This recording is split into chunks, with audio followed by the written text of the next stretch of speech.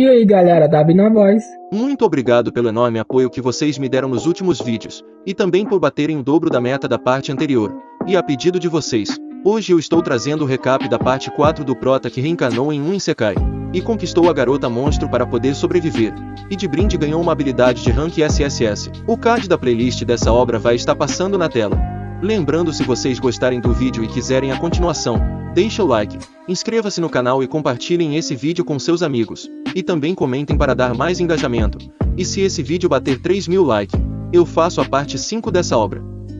Na parte anterior, o Prota reencarnou em um Isekai, e para poder sobreviver, ele seguiu as instruções do sistema, e beijou a garota monstro, e graças a isso, ele desbloqueou uma habilidade de nível SSS. Assim, depois de passar no teste para entrar no colégio Camblon com a melhor nota, ele se tornou aluno da bela professora, e insultou todos os estudantes da academia para fazer eles baterem nele, já que esse era o método mais rápido para aumentar o nível do seu cultivo. Mas mesmo essa tática dando certo no primeiro dia, no dia seguinte isso não deu certo. Não importava o quão narcisista ele agia enquanto colocava sua aparência em um pedestal, ninguém mais queria bater nele.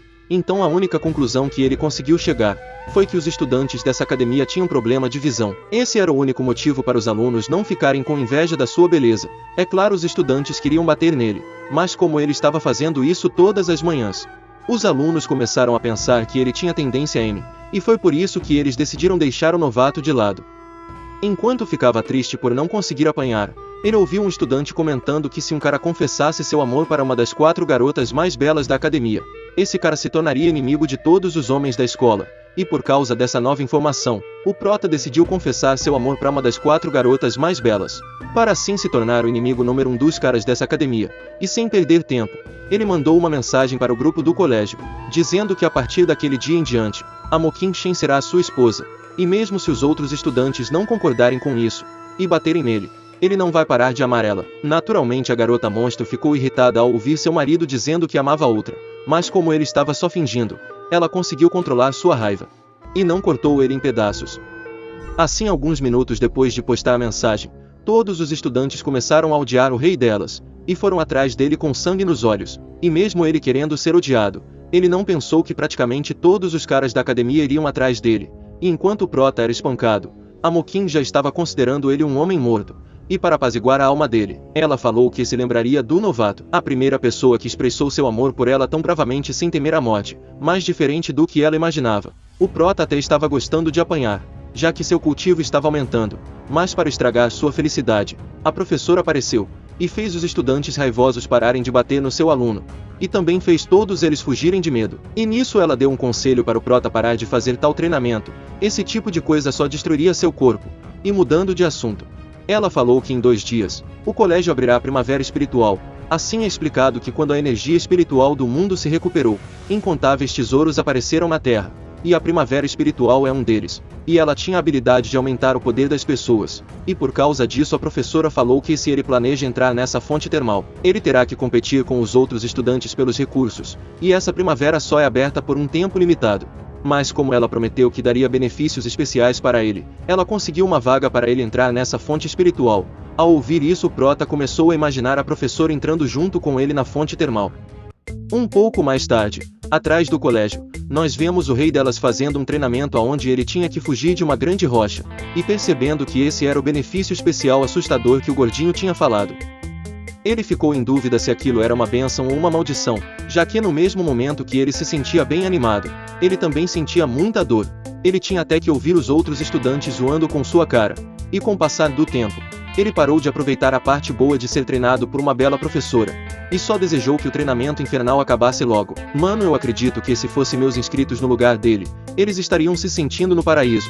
Vocês podem até negar, mas eu sei que o sonho de vocês é apanhar de uma mina bonita.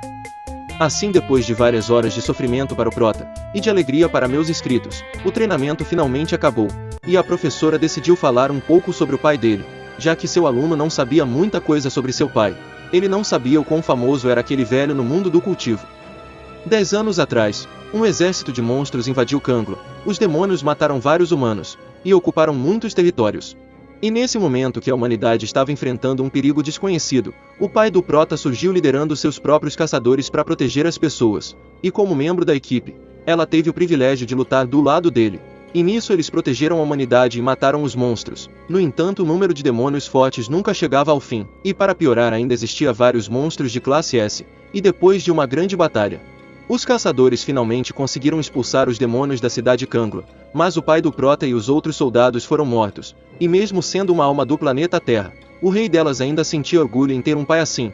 E com essa informação, ele finalmente percebeu que não conseguiria viver nesse mundo de um jeito confortável, já que ele não estava mais vivendo em uma sociedade pacífica. Essa paz que esse mundo tem atualmente foi resultado das vidas do seu pai e os outros caçadores. E mesmo com a morte desses heróis, sua irmã continua a matar monstros depois que entrou no departamento psíquico para proteger a cidade. Então, como o destino fez ele reencarnar nesse Isekai, ele vai ficar mais forte para proteger aqueles que são importantes para ele, e também proteger esse mundo. E bem motivado, ele pediu à professora para continuar o treinamento infernal. Enquanto isso, um estudante de elite do segundo ano estava recebendo uma ordem para eliminar o Prota.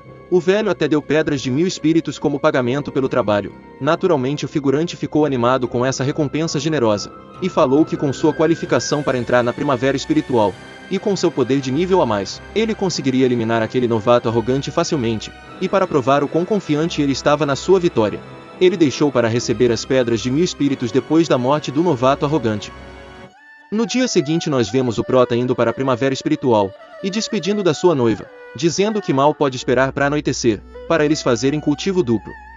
Mano, esse protagonista é um guerreiro.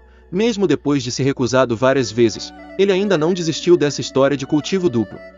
Ao mesmo tempo, ele explica que nos últimos 2 dias, com a ajuda da sua esposa, e também com o treinamento infernal da professora, a pílula de limpeza de medula foi quase completamente absorvida, e o corpo físico da classe S está quase completo.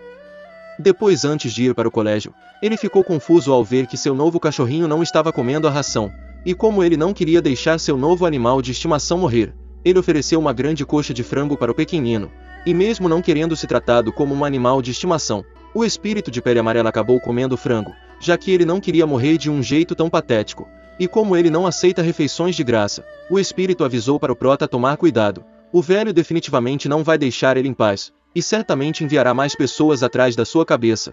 Ao ouvir isso, o Prota percebeu que a Doninha Amarela não tinha um coração tão ruim, e por causa disso ele nomeou ela como Gold. É claro, a Doninha não gostou desse nome horrível. Depois, ao chegar no lugar onde estava a Primavera Espiritual, os alunos ficaram animados, e antes deles começarem a se aventurar, a professora explicou que todos eles têm 500 pedras espirituais armazenadas em sua ordem Kangla. Isso é algo que a faculdade deu de graça para eles jogarem na fonte termal para extrair a energia espiritual da água. Assim, com o fim da explicação da professora, os alunos começaram a disputar entre si, para ver quem encontraria a melhor fonte termal. Naturalmente, como o grupo do Prota não queria ficar para trás, e perder os recursos espirituais de alta qualidade, eles decidiram participar da disputa também.